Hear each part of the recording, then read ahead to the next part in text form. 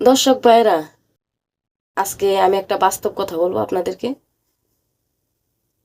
ঘরের বউ যখন স্বামী খেলতে যায়, তখন মনে করেন স্বামী ডাব দুইটার মধ্যে ধরতে গেলে ব্যথা পায়, নষ্ট হয়ে যাবে। আর যখন নিচে দিয়ে খেলতে যায়, চাটতে যায়, তখন না না না, এগুলোর মধ্যে এরকম করো না, ভালো না এটি, আস্তে আস্তে তো, আস্তে আস্তে তো, ব্যথা পাই, এগুলো নষ্ট হয়ে যাবে, আস্তে আস্তে চাপ দো, এগুলোর মধ্যে ধৈর্য না, নষ্ট হয়ে যাবে।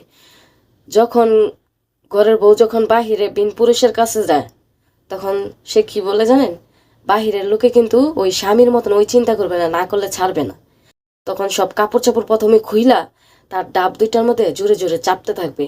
আর নিচে মনে করেন পুষ্কুনিটার মধ্যে চাটতে থাকবে, ইচ্ছা তাইলে চাটতে থাকবে, চাটতে চাটতে পুষ্কুনির পায়ের দুইটা সাদা বানায় ফেলবে। আর হচ্ছিল ওই বিন পুরুষের গিটার, সে মনে করেন যে চুষতে চুষতে একবারে সাদা বানায় ফেলবো। তখন চুষতে চুষতে যখন দেখবেন যে গিটারের যে পানিটা আছে না, প্রথম পানিটা তার মুখের ভিতরে ছাইড়ে দেবো, সে মানে ইচ্ছা তাইলে যে এই গিটারের যে মোবাইলটা, এটা সে খায়া ফেলবে আর মুখ টুক চাটকায়া যাবে, ঠিক আছে? আর দ্বিতীয়বার যখন খেলাধুলা করবে, তখন মনে করেন যে নিচে ছাইড়া দিবে পানিটা, ঠিক আছে?